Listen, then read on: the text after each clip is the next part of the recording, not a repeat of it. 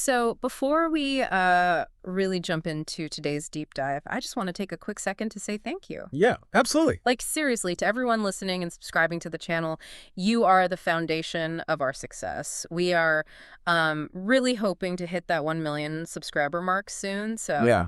If you enjoy what we do, hit that subscribe button. It really keeps us going. It definitely does. And just a quick housekeeping note, too, because we get this question a lot. We want to be super clear that we are not a betting platform. I know we do predictions, but the prize money that goes to the best predictors, that comes straight from the channel's funds. Right, yeah. Yeah, it's basically half of our monthly profits. It is absolutely not from the predictors' money.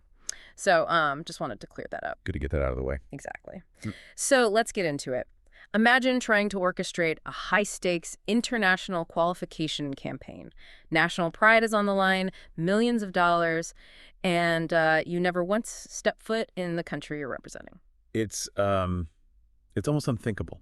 Right. You're evaluating player fitness through a laptop. You're trying to build locker room chemistry over, like, Zoom calls, and your team is basically playing a grueling away game every single time they step onto the pitch. Which is usually a total nightmare scenario for any team. Exactly. But for Haiti's national football team, that wasn't a nightmare. It was literally just their reality. It completely reframes how we even, think about home field advantage. Like, when a nation is going through profound political and social unrest, like Haiti has been, the sport itself becomes this floating concept. Yeah. The team basically has to manufacture its own gravity. And that gravity is going to be tested like never before.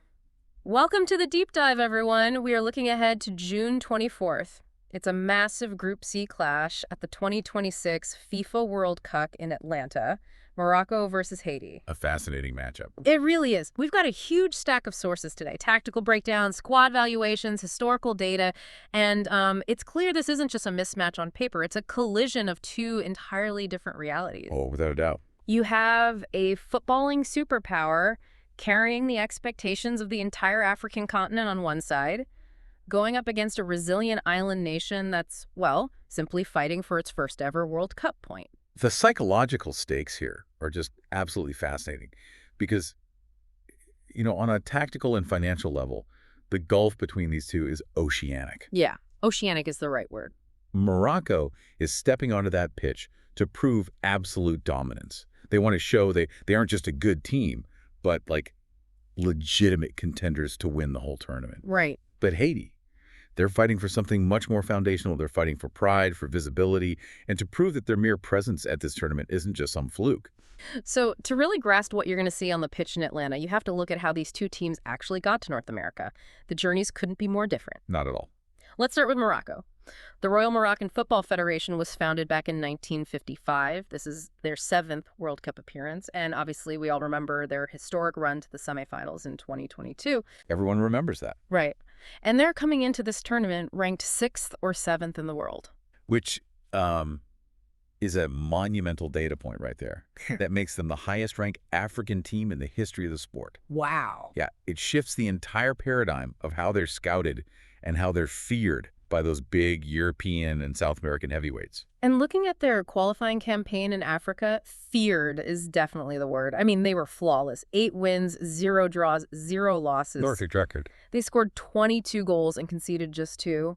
When I read that in the sources, it didn't just look like a team winning games. It looked like a team entirely suffocating their opposition. That's exactly what it is. Right. Ruthless efficiency. When a team scores 22 goals and only allows 2 over a whole qualification campaign, they're not just reacting to the game. Right. They are dictating the absolute reality of every single minute played. They control the tempo. They control the space. They basically force the opponent to play entirely on Morocco's terms. And they were the first African nation to officially punch their ticket to 2026, right? Yep, because they essentially eliminated hope for anyone playing against them. Which makes the contrast with Haiti so jarring. The Haitian Football Federation is actually older, founded in 1904, but this is only their 2nd World Cup appearance and their first one since 1974. It's been a long wait. Yeah, over 50 years. They currently ranked 83rd in the world. And to get here, they had to navigate this brutal CONCACAF 3rd round campaign. 6 wins, 2 draws, 2 losses. And we really need to emphasize how they did that. Yeah, exactly. Because of the political turmoil back home, they didn't play a single match on home soil in Port-au-Prince. It's an astonishing logistical hurdle. I mean, in international football, home crowds often act as a 12th man. Oh, for sure. They influence referee decisions. They provide adrenaline when your legs get heavy in the 80th minute. Haiti had none of that. Every game was played in a neutral venue, or essentially as a road game. It's like, imagine trying to win a grueling cross-country marathon, but you have to do the whole thing wearing a heavy backpack. The constant state of logistical chaos that they had to normalize just to qualify, it's unbelievable. It really is. And it all ended with that crucial 3-0 win over Nicaragua at a neutral site. That game speaks to a profound psychological resilience. When you are constantly playing out of a suitcase, the team itself has to become the home. That's a great way to put it. The tactical system becomes the anchor because the physical environment just keeps shifting. And speaking of tactics, the architect of that anchor for Haiti has to be one of the most unorthodox managers in the tournament right now, Sébastien Migné. Yes. He's a 53-year-old Frenchman appointed in June 2024. And our sources highlight that he managed this entire qualification campaign remotely. He never stepped foot in Haiti. It's wild. How does a manager actually pull that off? How do you, evaluate fitness or build trust without ever standing in the same room as your players until a neutral training camp? It requires a massive reliance on modern technology, obviously, and delegating authority. Migné would be reviewing daily GPS tracking data from his players' clubs, utilizing intense video analysis. So very data-driven. Extremely. And relying heavily on his assistant coaches who might have closer physical access. But honestly, more than the data, it requires immense emotional intelligence. Right, the human element. Exactly. You're trying to build a cohesive national identity over Zoom. If the players don't completely buy into your vision, a remote setup like that just collapses immediately. So what does that vision look like on the pitch?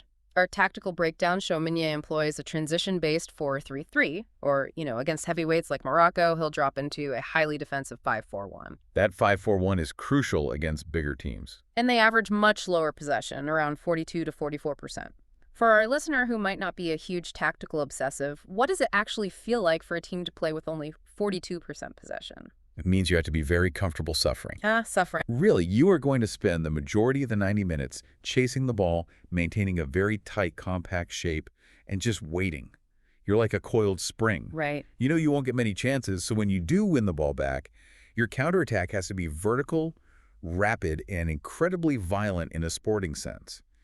You bypass the midfield entirely and run straight at the opponent's goal. Which brings us to the man trying to stop that spring from uncoiling. Let's look at Morocco's manager, Mohamed Ouahbi. Yeah, a very different situation. Very. He's a 49-year-old Belgian Moroccan who was fast-tracked to the senior job in March 2026. He replaced Walid Regragui, which is wild considering Regragui is a national hero for that 2022 run. There's a massive transition, yeah. Yeah. You really earned his stripes. He led the Moroccan U20 side to a World Cup victory in 2025. Oh, wow. Yeah, he proved he can win on the global stage with the next generation of talent. And his tactical philosophy seems to be a real evolution from Regragui. Our sources say he prefers a progressive 4-2-3-1 or a 4-3-3. And they hold a lot more of the ball. Right, about 55 to 58% possession. Under Regragui, Morocco was famous for that deep, rigid defensive block, almost daring teams to break them down. But Ouahbi wants to be on the front foot. Exactly. He wants them to control the ball, to really dictate the geography of the game. He hasn't sacrificed their defensive discipline, which is key, but he wants them passing with purpose, probing the opponent's defense rather than just absorbing pressure. I have to push back on something here, though. Okay, go for it. Because everyone praises Morocco's tactical superiority, and obviously winning a U20 World Cup is brilliant. But our sources clearly highlight that Ouahbi had zero senior national team experience prior to March 2026. Right. So is this lack of senior experience actually Morocco's biggest glaring vulnerability heading into the knockout stages? That is a totally valid concern, and honestly, yes, it's a massive risk factor. Yeah. Managing a U20 tournament, no matter how prestigious, is just fundamentally different from managing a senior World Cup. The pressure is completely different. Exponentially different. The media scrutiny is wild. The egos in the dressing room belong to multi-millionaire superstars, not kids looking for a contract. Yeah, that's true. And tactically, when you're up against a wily veteran coach from, say, Brazil or Germany, and they make an unpredictable substitution in the 70th minute. Your counter move has to be perfect. It has to be instantaneous and flawless. Tournament management at the senior level is this dark art that usually only comes from painful experience. If Morocco falters, it will likely be because a tactical adjustment from the bench was 10 minutes too late. Which makes the players executing those tactics even more vital. And hey, just jumping in really quick again, I want to say a huge thank you to all the new subscribers joining us during this deep dive. We are pushing for that 1 million subscriber mark, and you guys are the absolute foundation of our success, so thank you. Yes, thank you so much. So getting back to the players, I was looking at the financial breakdown of these squads from our sources, and it is honestly hard to wrap your head around. The disparity is huge. Yeah, Morocco's squad is valued at roughly 500 million euros. Haiti's entire 26-man roster is valued at around 55 million. It's nearly a tenfold difference in market value. Right. And you see it in the underlying metrics, too. Morocco boasts an 85% pass accuracy compared to Haiti's 78%. Yeah. Morocco's average age is 26, right in that athletic prime, with over 20 players starting in Europe's elite leagues. And Haiti's average age? It's 28, with only a handful of top-flight players. You know, that pass accuracy stat alone really tells you the story of the match. An 85% completion rate means Morocco can circulate the ball under pressure without panicking. Well, Haiti's 78%. Exactly. It means when Haiti does win the ball, they're significantly more likely to give it right back. Let's talk about the actual talent driving those numbers, because Morocco's roster is terrifying. Their superstar is undeniably the captain, Achraf Hakimi. Oh, absolutely. He plays for PSG, and his personal valuation is 80 million euros. He alone is worth significantly more than Haiti's entire federation. How does a manager like Migné even game plan against a singular asset like that? It's incredibly difficult because Hakimi isn't a traditional defender. He plays right back on paper, but practically, he operates as an auxiliary winner. Right, he's always moving forward. His stamina is freakish. He makes these overlapping runs down the right flank that are really the primary engine of Morocco's attack. And our sources mention this creates wide overload. So for you listening, when we say wide overload, we're essentially talking about Morocco deliberately sending so many players, like Hakimi sprinting up from defense, into one specific corner of the field that Haiti's defenders literally get outnumbered in that zone, right? Precisely. You tilt the field, you put 3 attackers against 2 defenders on the right sideline. So Haiti is forced to slide their entire defensive shape over to stop Hakimi. Which leaves a gap somewhere else. Right. And when they do that, it leaves space open on the other side.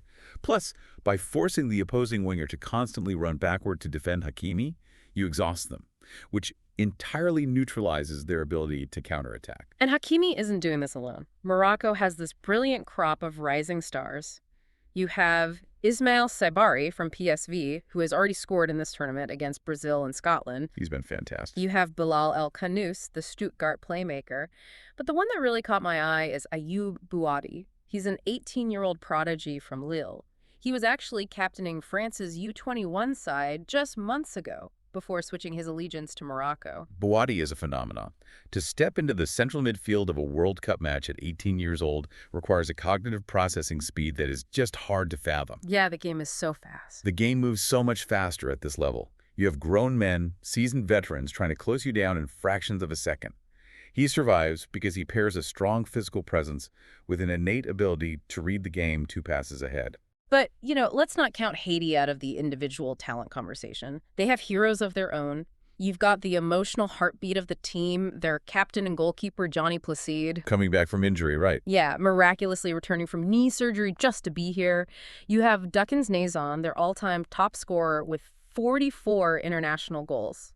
Nazon provides the leadership, but if you look closely at Migné's strategy, the real sharp edge of Haiti's sword comes from his recruitment of diaspora talent. Ah, right. Players who grew up in the European academy system but have Haitian heritage. Exactly. Players like Wilson Isidor, the Sunderland striker, valued at 18 million euros, who switched his allegiance from France, and Jean-Rickner Bellegarde, the midfield dynamo from Wolves.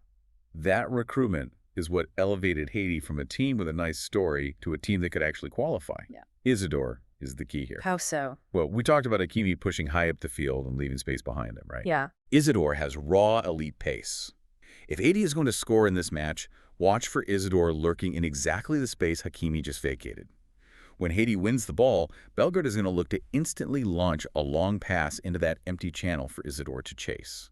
So if we summarize the strengths and weaknesses here, Morocco has world-class fullbacks, elite defensive organization, and clinical passing. Yep. But they can occasionally get bogged down and struggle to break through very deep, stubborn defensive blocks. Right. Meanwhile, Haiti is fearless, highly unified, and incredibly dangerous on the rapid counterattack. But they suffer from very limited depth on the bench and a tendency to make defensive errors when they're kept under sustained pressure for too long. That's the exact tactical dynamic. Haiti can hold out for 60 minutes, but eventually the mental fatigue of defending constantly leads to a split-second lapse. And Morocco is too good not to punish that. Exactly. Morocco has the clinical finishing to punish that instantly. So when you tune in on June 24th, what are the actual stakes? Let's look at the Group C standings right now. The group features Brazil, Morocco, Scotland, and Haiti. A tough group. Very tough. Right now, Brazil sits at the top with 4 points and a +3 goal differential. Morocco is right on their heels, also on 4 points with a +1 differential. They had an impressive 1-1 draw with Brazil and beat Scotland 1-0. And it's worth noting that Sabari scored just 71 seconds into that Scotland game. Wow, yeah. That wasn't just a win. It was Morocco declaring their intent from the opening whistle. A massive statement. Meanwhile, Scotland is sitting on 3 points. And Haiti is at the bottom with 0 points. They lost a tight one to Scotland 1-0 and then fell to Brazil 3-0. So we have very clear scenarios. Very clear. For Morocco, the statistical models give them an 88.7% chance to advance out of the group. Highly likely. The optimistic scenario sees them going deep again with a 2 to 3% chance to win the entire World Cup. But what's the pessimistic scenario for Morocco? The pessimistic view is that while their defense is elite, only conceding once so far, their attack can be slightly unspectacular against heavy low blocks. Right. The fear is that they advance, run into a top-tier European side in the round of 16, and Ouahbi's lack of senior experience prevents him from figuring out how to unlock a 0-0 game late in the second half. Now, for Haiti, the math is brutal. They are mathematically eliminated from advancing. They have a 0% chance of winning the tournament. But their optimistic scenario for this specific game is still monumental. Absolutely. Securing their first ever World Cup point, or just scoring their first World Cup goal since 1974. And this brings me to a concept I really want to explore with you. I like to call it dangerous freedom. Dangerous freedom. Yeah. That's a great phrase. How do you mean? Well, Haiti knows they're going home. Their bags are essentially packed. They have absolutely zero pressure on them from the outside world. Does that total lack of expectation make them more unpredictable and, fundamentally more dangerous against a Moroccan side that might be absolutely terrified of making a mistake? I see where you're going with this. Because if Morocco drops points here, it ruins their group seeding, and they could be forced to play a much harder opponent in the knockout stages. It entirely changes the brain chemistry of the athletes on the pitch. Dangerous freedom is exactly what Haiti possesses right now. When a team plays purely for pride, without the fear of mathematical consequences ruining their tournament, You just let loose. they take risks that are normally coached out of them. A player like Isidor might take a shot from 30 yards out instead of passing. Bellegarde might attempt a highly risky line-breaking pass through the center of the pitch. Because what's the worst that happens? They lose a game they were already supposed to lose. Exactly. Conversely, Morocco might play tight. They know they need a solid result to ensure they advance safely, and ideally, they want to score a lot of goals to top the group if Brazil drops points. Right. Goal difference matters. But if Morocco plays tentatively, afraid of giving up a silly goal, and Haiti plays with reckless abandon, you could see Haiti bypass the midfield entirely and shock a very tense Moroccan defense. It's the quintessential trap game. Morocco is looking ahead to the knockouts, and Haiti is treating this as their own personal World Cup final. It is a trap game. Although, to be fair to the sources, we have to acknowledge that Morocco's defensive structure has been spectacular. So Haiti's dangerous freedom still has to overcome one of the most organized defensive units on the planet. As we synthesize the final verdicts from all our research, including expert predictions and fan sentiment, the numbers tell a very stark story. The consensus across the analytical models is overwhelming. Morocco is the heavy, heavy favorite. Our sources rate them an 8.5 to a 9 out of 10 in terms of overall team strength. That's incredibly high. It is. They're given an 80% probability of winning this specific match. Haiti is rated around a 5 to 6.5 out of 10, fighting purely for pride, history, and that elusive first goal. Which leaves us with a final thought to mull over. Success in sports, and really in life, is entirely relative. It's very true. For Haiti, simply standing on that pitch in Atlanta, hearing their national anthem played on the world stage after 52 years of exile, logistical nightmares, and profound hardship back home, that is a triumph that transcends the scoreboard. They have already won something deeply important just by arriving. But for Morocco, the standard is so much higher. The weight of an entire continent rests on their shoulders. Yeah, totally different expectations. Because they reached the semifinal in 2022, anything less than a deep, dominant run this time around will be viewed by their fans as a failure. The pressure is immense. It really changes how you watch the game, doesn't it? When you tune in on June 24th, don't just follow the ball. Watch the space behind Hakimi. Watch the body language of an 18-year-old commanding the midfield. And watch a team with absolutely nothing to lose run headfirst into a team carrying the weight of the world. It's going to be an amazing match. It really is. And hey, before we wrap up, one last massive thank you to our subscribers. We're aiming for that 1 million subscriber milestone, and we can't do it without you. You are the foundation of our success. Thanks for tuning in, everyone. Look at the talent, the pedigree, and that immense pressure on the Atlas Lions. The question I leave you with today: do you believe this Moroccan side actually has what it takes to win the World Cup?